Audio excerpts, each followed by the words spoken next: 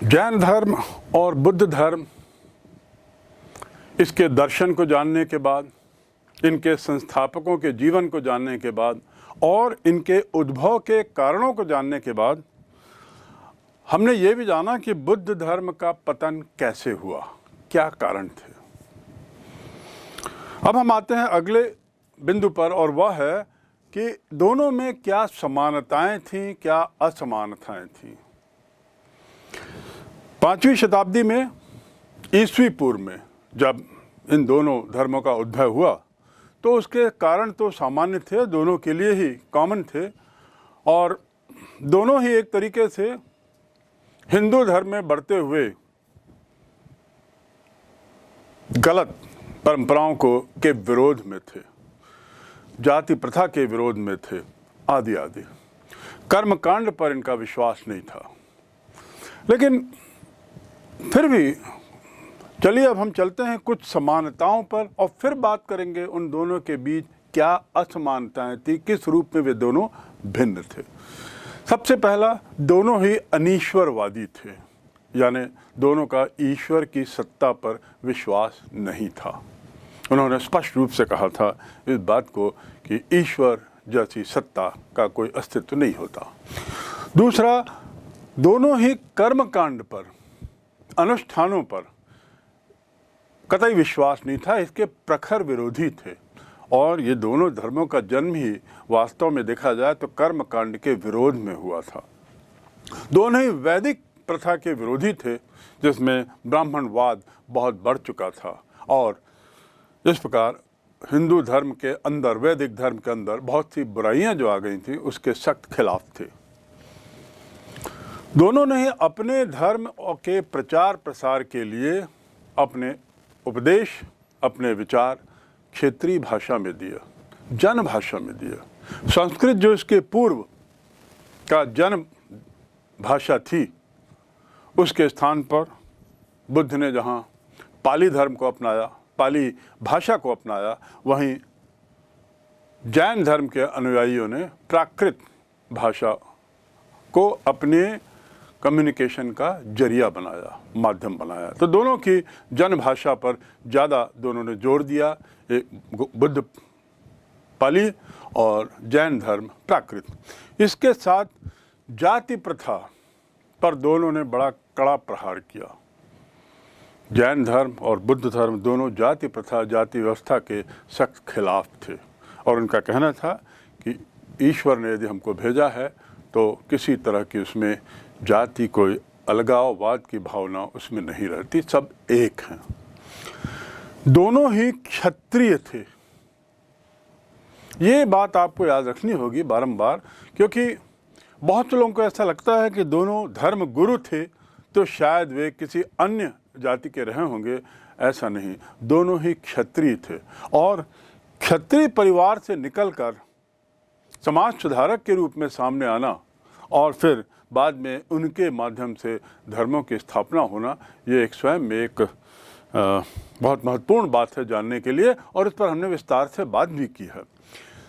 दोनों का कहना था कि संसार जो है वह दुखमय है, यानी संसार में दुख हैं, there are sufferings in the world, संसार में दुख हैं, और कर्मनाश के जरिए ही हम ये जो जीवन मृत्यु का जो चक्र है, जन्म मरण का जो चक्र है, उससे मुक्ति पा सकते हैं।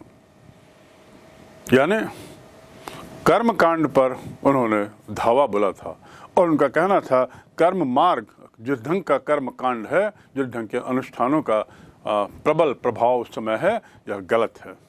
तो ये तो हो गई मोटी मोटी दोनों धर्मों के बीच में समानताएं। इन बिंदुओं पर वे एक मत थे, लेकिन दोनों में कुछ असमानताएं थीं, और इसलिए जैन अनुयायी जैन धर्म की ओर बढ़े और बुद्ध अनुयायी बुद्ध धर्म की ओर बढ़े। इनकी असमानताओं की चर्चा करें तो सबसे पहली बात कि जहां दोनों अहिंसावादी थे, तो दूसरी ओर जैन धर्म का अहिंसा पर अत्यधिक जोर था। बुद्ध धर्म उस मामले में थोड़ा मध्यम मार्गी थे, बुद्ध धर्म के अनुयायी और उनके विचार मध्यम मार्गी थे, लेकिन जैन धर्म इस मामले में बड़ा कठोर था और बड़े सख्त तरीके से अहिंसा के पालन परिपालन में विश्वास करता था, जोर देता था। दूसरा बिंदु है निर्वाण, मोक्ष, जिसे गौतम बुद्ध ने निर्वाण का नाम दिया। गौतम बुद्ध का कहना था कि निर्वाण जो है वह इसी जन्म में प्राप्त किया जा सकता है और जन्म के बाद वह महापरिनिर्वाण होता है।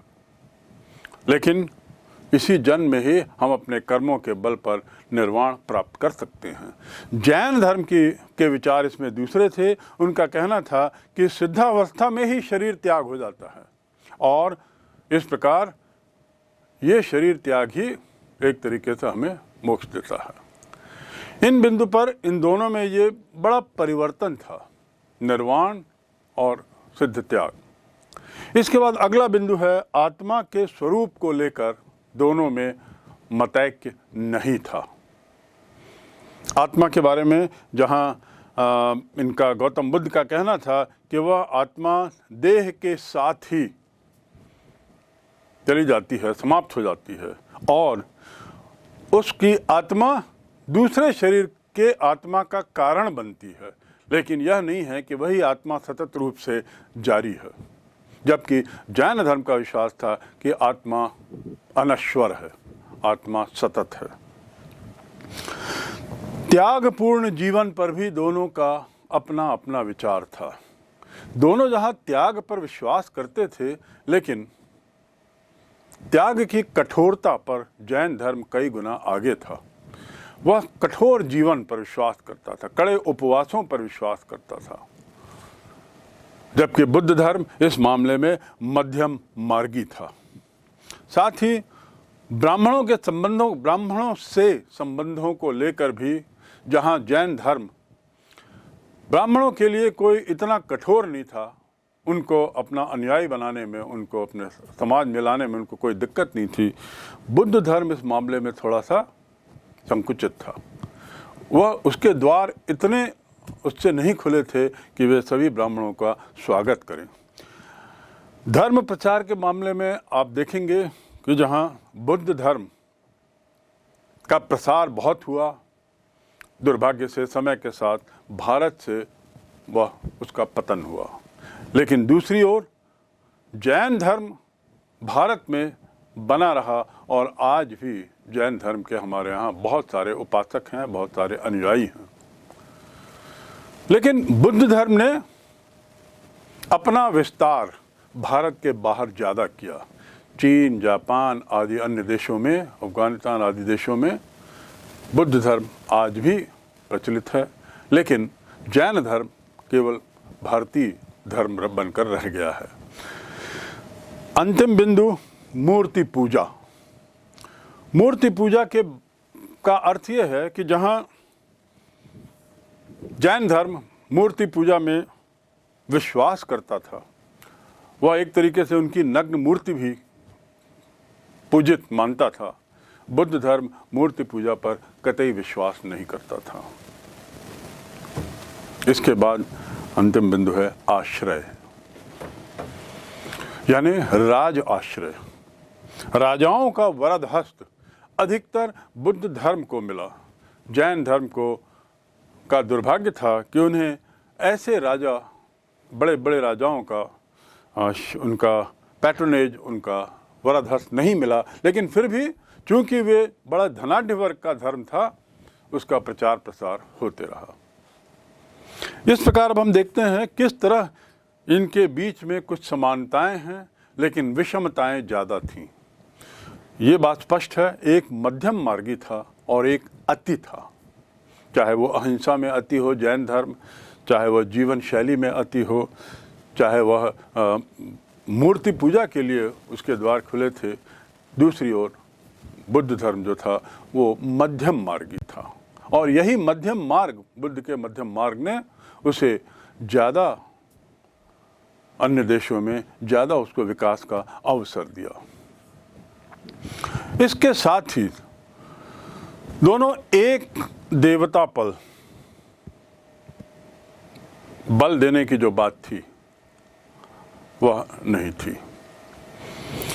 जैन धर्म और बौद्ध धर्म को समझने के बाद अब हम चलते हैं थोड़ा हिंदू धर्म के अंदर जो परिवर्तन आए और जिसकी परिणति हिंदू धर्म के अंदर ही वैष्णव धर्म और शिवाय धर्म के उद्भव के साथ हुई। अब हम थोड़ी उस ओर मुखातिर होते हैं कि जब ये हिंदू धर्म के बाहर ये दोनों धर्म पनपे और बढ़े हुए, हिंदू धर्म के अंदर क्या हुआ। हिंदू धर्म के अंदर दोनों वैष्णव और शैव धर्म, ये दोनों ने एक ही देवता पर बल दिया, लेकिन जहां शैव धर्म ने शिव को अपना आराध्य देव माना, वहीं वैष्णव धर्म ने विष्णु को अपना आराध्य माना। मोक्ष के लिए दोनों ईश्वर से भक्ति के रास्ते के माध्यम से मोक्ष का रास्ता देखते थे। अर्थात इनका कहना था कि मोक्ष तो प्राप्त होगा तभी हो सकता है जब हम ईश्वर की आराधना करें, और आराधना का तरीका हो भक्ति, यानी कर्मकांड, अनुष्ठान, यज्ञ आदि पर इनका जोर बहुत कम था और मुख्य रूप से ये प्रेम और आराधना पर विश्वास करते थे। पूरी तरह समर्पित हो जाना ईश्वर के लिए, पूरी तरह उसमें रम जाना, उसमें भगवान की पूजा में पूरी तरह डूब जाना।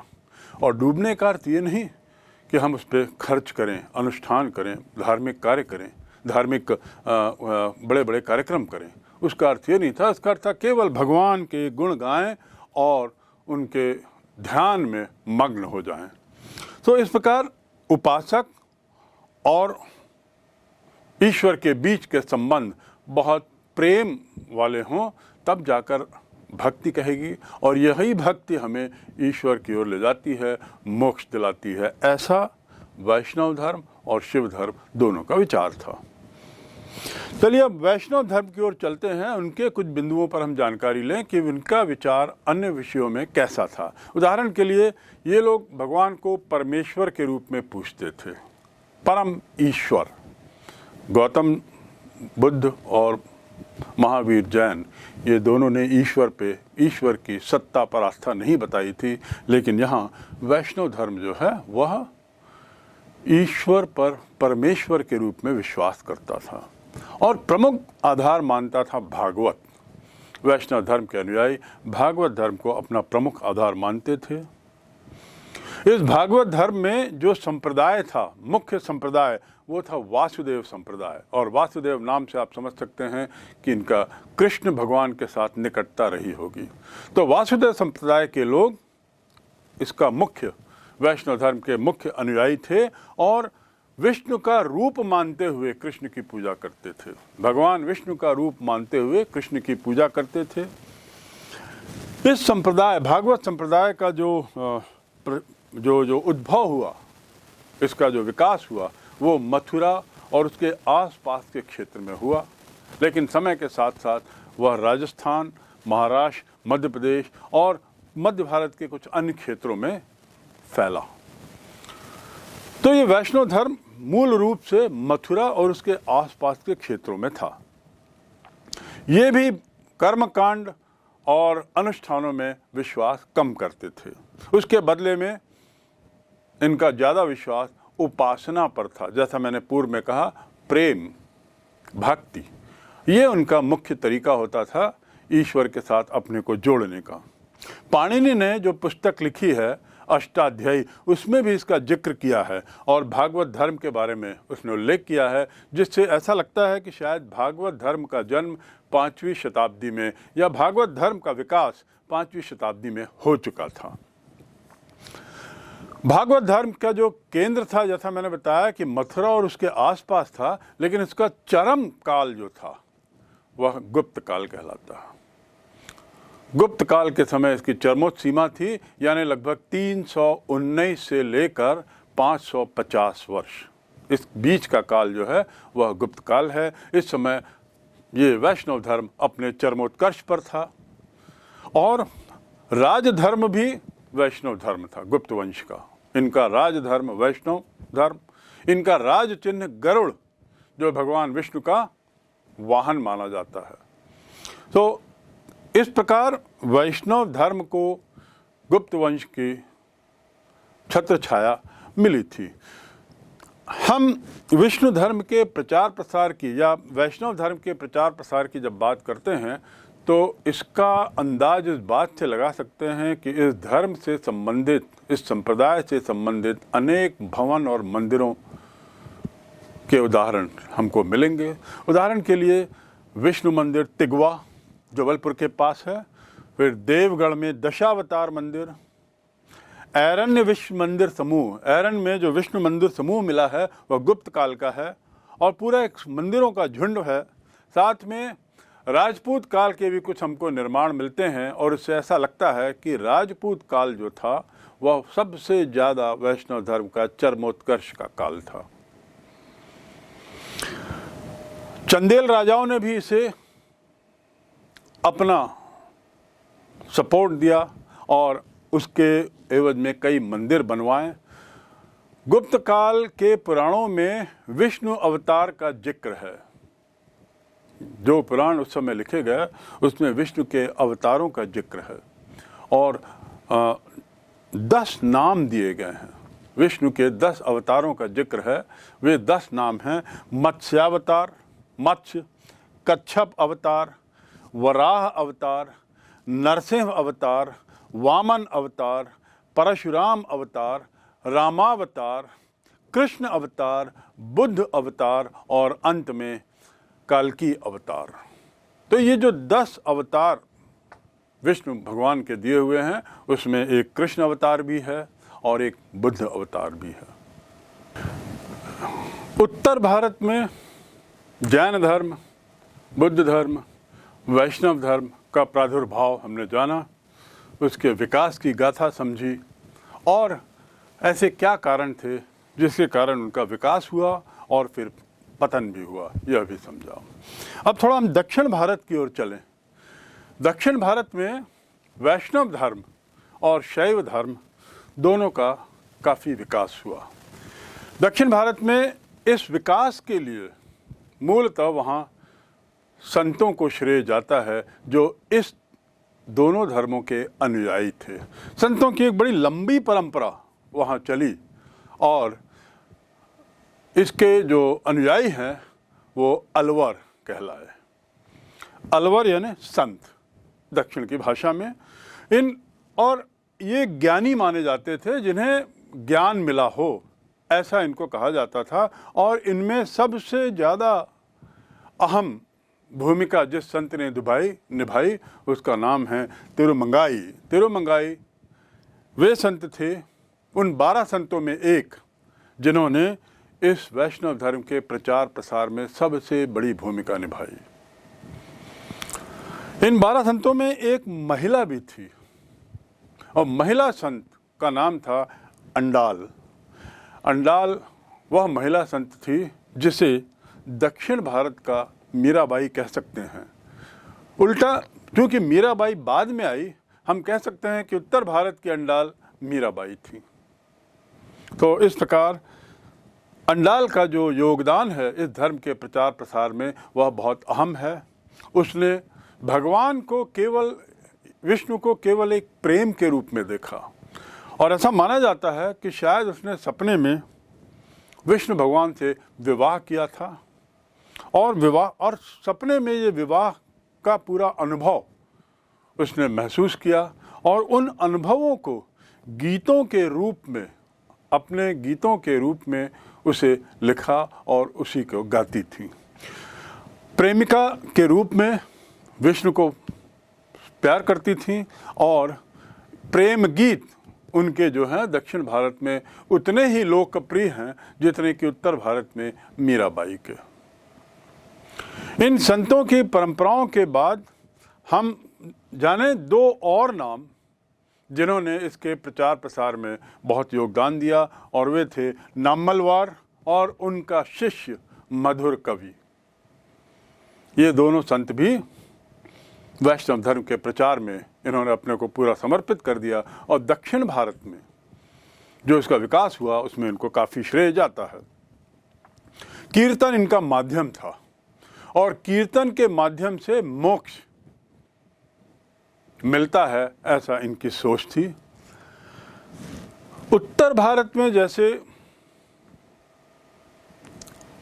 बुद्ध धर्म को मौर्य सम्राट का शरण मिला, अशोका का, या गुप्त वंश ने भी धर्म को शरण दी, उसी प्रकार दक्षिण भारत गुप्त वंश ने वैष्णव धर्म को जैसे उत्तर भारत में एक तरीके से पैट्रोनाइज किया, एक तरीके से उसको वरद हस्त दिया, उसी प्रकार दक्षिण भारत में पल्लव सम्राटों ने और चालुक्य, बादामी के चालुक्य सम्राटों ने इसको अपनाया और इसके प्रचार प्रसार में अपने तरीके से बहुमूल्य योगदान दिया।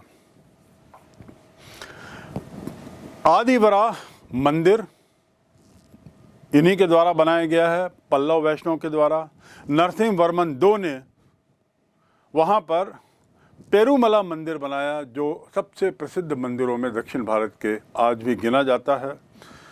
चालुक्य नरेश बादामी, जिसका मैंने जिक्र किया, वे मंदिर निर्माण में उन्होंने बहुत अहम योगदान दिया और ऐहोल में तो कई मंदिरों का निर्माण किया।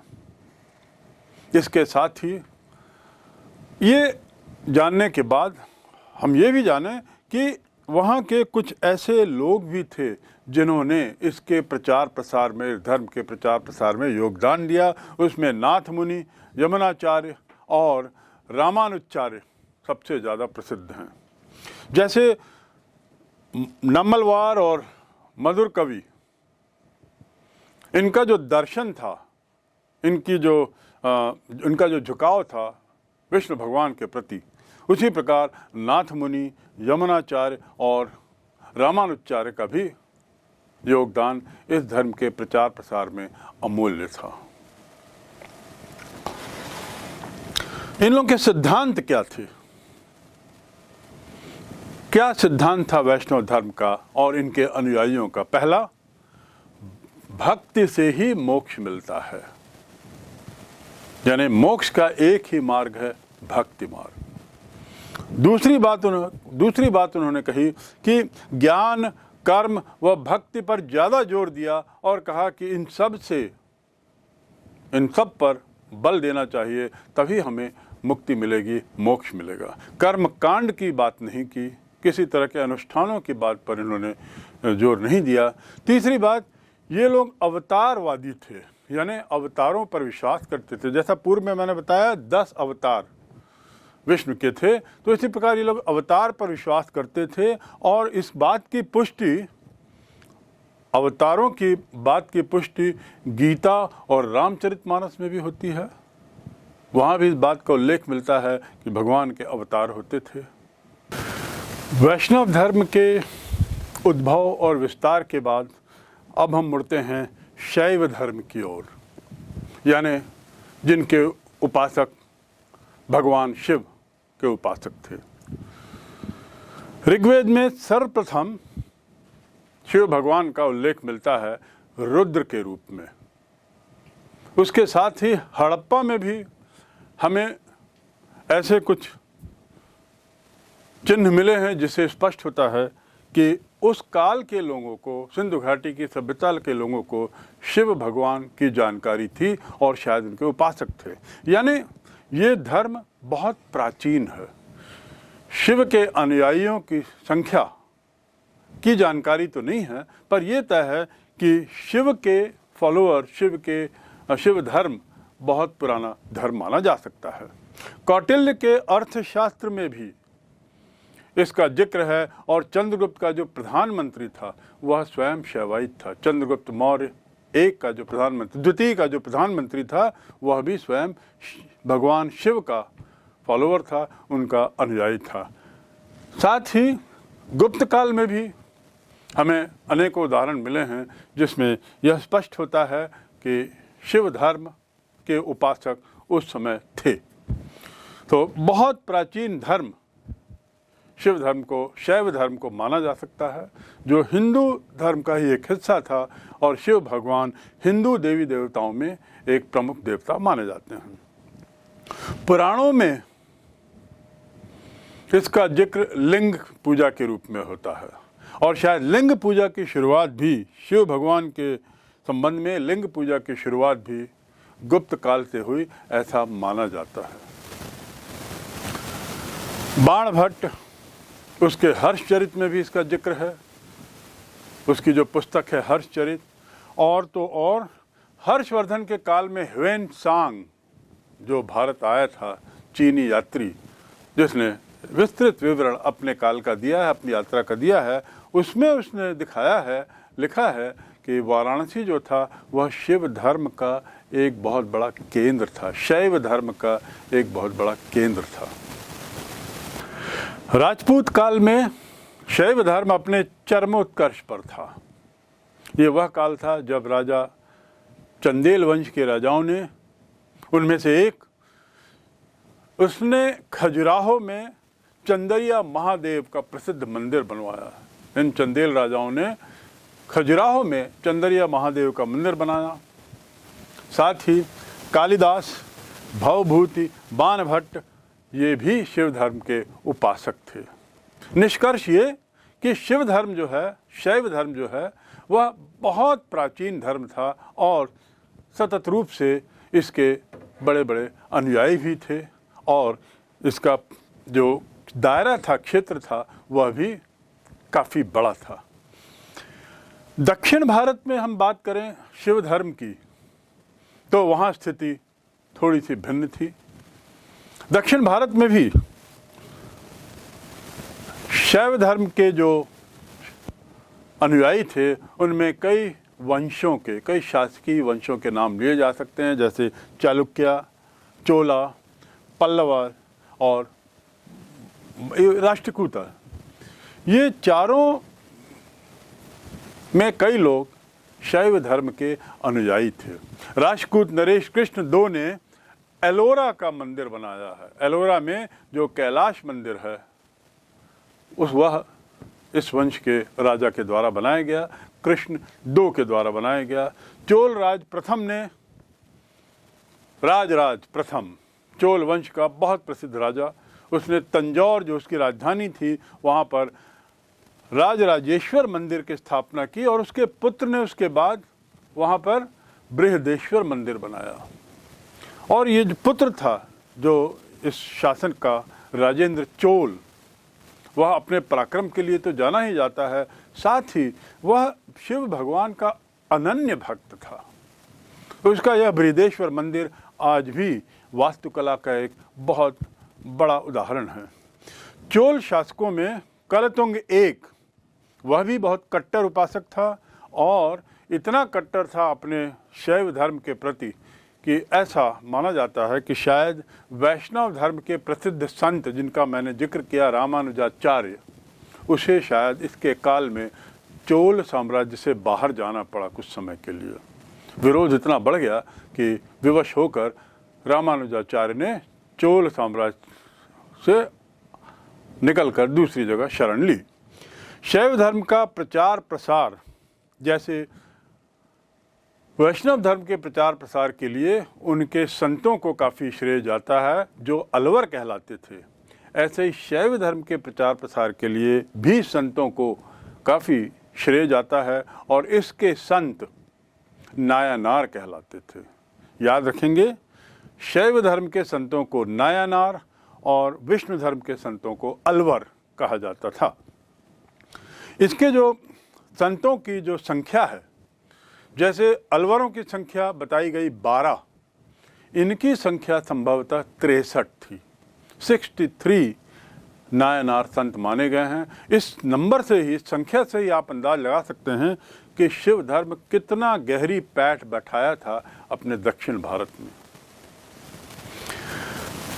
इसके जो सबसे प्रसिद्ध संत हैं उनका नाम था अपार संत। इनको दूसरे नाम से तिरुनावुक्करण भी कहते हैं। तिरुनावुक्करण भी इनका दूसरा नाम है। और इस प्रकार इन संतों की परंपरा में शिव धर्म का भी, शैव धर्म का भी विस्तार हुआ, जिस प्रकार वैष्णव धर्म का विस्तार अलवर संतों की परंपरा में हुआ था।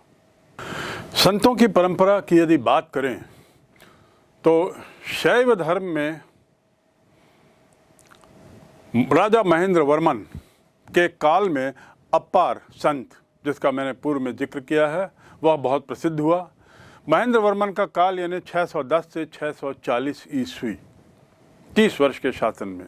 और ऐसा माना जाता है कि अप्पार ने ही राजा महेंद्र वर्मन एक को दीक्षा दी थी।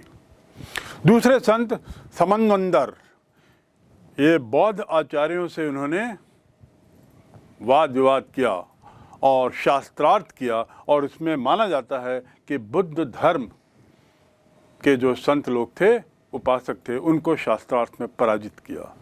एक अन्य संत सुंदर मूर्ति, ये इन्हें ईश्वर मित्र की उपाधि मिली। और ये भक्तों, इनके जो भक्त थे वो मूलतः ब्राह्मण, निम्न वर्ग के लोग या महिलाएं थीं। संतों की बात के साथ अब हम आगे बढ़ते हैं और इस धर्म के सिद्धांत को थोड़ा जानने की कोशिश करें। पहला कि भक्ति ही एकमात्र मार्ग है, ईश्वर को पाने का एकमात्र मार्ग भक्ति ही है। दूसरा, भजन, कीर्तन, शास्त्रार्थ और उसके अलावा उपदेश, इनके माध्यम से प्रचार करते थे और इसी के माध्यम से अपने उस उपासकों को, अपने अनुयायियों को प्रेरित करते थे धर्म प्रचार के लिए। भजन, कीर्तन, उपदेश और शास्त्रार्थ। जाति पाति में इनका कतई विश्वास नहीं था। ऊंच नीच का पूर्व बहुत विरोध करते थे। चौथा, जैसा मैंने बताया कि शैव के उपासक थे, प्रेम और भक्ति का मार्ग ही सर्वश्रेष्ठ मार्ग मानते थे। इस शैव धर्म में कालांतर में कुछ समुदाय बन गए, थोड़े थोड़े विचारों में अंतर हो गया, शायद संतों के कारण। अलग अलग संतों के विचारों में थोड़ा थोड़ा परिवर्तन हुआ, जिसके कारण उनमें कुछ समुदाय बने, और उसमें सबसे प्रसिद्ध समुदाय थे लिंगायत समुदाय, कश्मीरी समुदाय और कपालिक समुदाय और पाशुपत शैव समुदाय। ये सब शैव धर्म के फॉलोअर थे, शैव धर्म के अनुसार। इनमें लिंगायत समुदाय सबसे ज़्यादा व्यापक था अपने क्षेत्र में और अपने अनुयायियों की संख्या में।